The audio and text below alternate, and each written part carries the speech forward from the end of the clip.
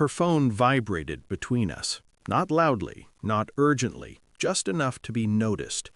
We were sitting on opposite ends of the couch, the TV murmuring something forgettable.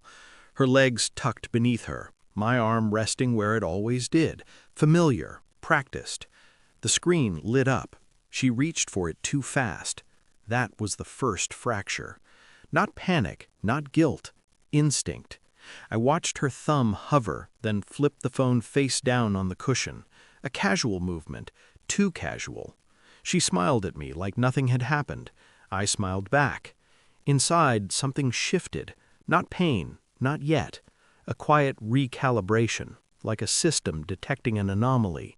"You good?" she asked. Her voice was soft, loving, perfectly calibrated. "Yeah," I said, "just tired."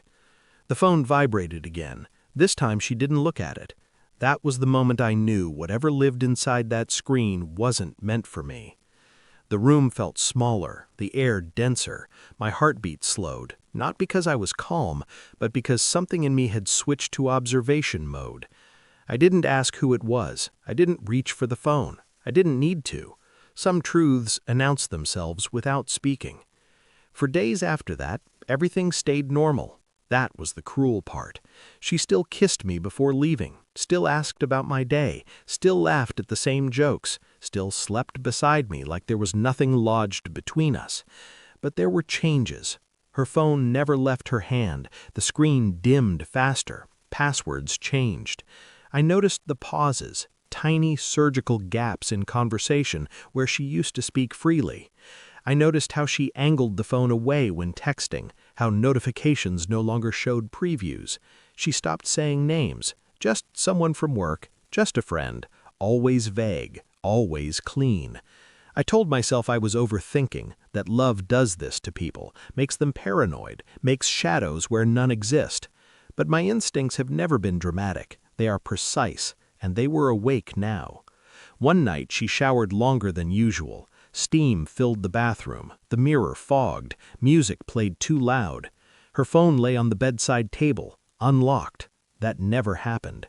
I didn't rush, I didn't hesitate. I picked it up the way a surgeon picks up a scalpel, not emotional, not shaking, just steady.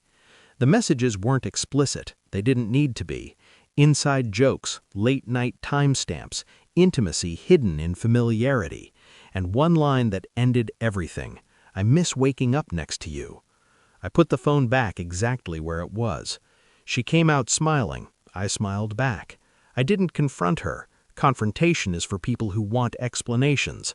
I wanted certainty. I became quieter, more observant. I memorized routines, noted patterns, cross-referenced absences with timestamps. I checked phone records, not obsessively, methodically. Repeated numbers, gaps that aligned too perfectly with her late meetings. I watched her when she thought I wasn't looking. The way her eyes softened when a certain name appeared. The way she went distant afterward like she had just left somewhere else. At night, lying beside her, I replayed every moment of the past year. The sudden gym obsession, the new clothes, the emotional distance masked as independence. I wasn't angry yet. Anger clouds judgment. This was something colder. One afternoon, I followed her. Not dramatically, not like a movie, just far enough to confirm what I already knew. She didn't notice me. They met like people who had done it before. No hesitation, no awkwardness, just comfort. Familiar hands, familiar laughter.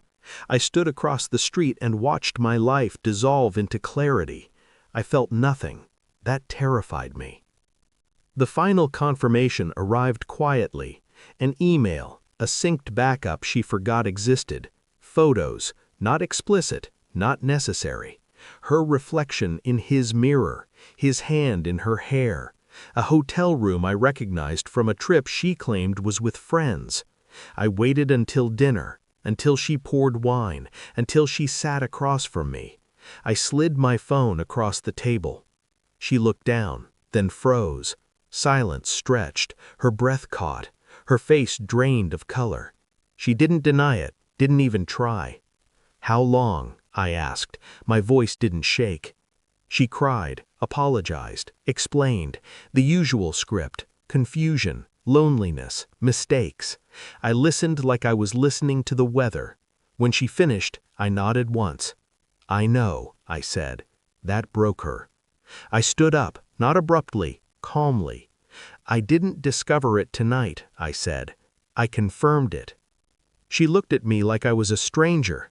"I wanted to see how long you'd keep lying if I stayed silent." Her mouth opened, closed. I told her everything, how I watched, how I waited, how I measured every move she made while she believed she was in control. I needed to know who you really were when you thought I wasn't looking. Tears streamed down her face. Mine didn't. "I already moved my money," I continued, "already changed my plans, already left you, weeks ago." I picked up my coat. "This conversation is just me closing the file." She begged, promised, reached for me. I stepped back. Power isn't loud, it's final. I left without slamming the door. Outside, the night was quiet, clean, honest. I didn't feel victorious, I felt clear. Betrayal doesn't break you, it reveals what was already hollow. She lost control the moment she underestimated my silence. I didn't need revenge, I needed truth, and now I had it. I walked away without looking back.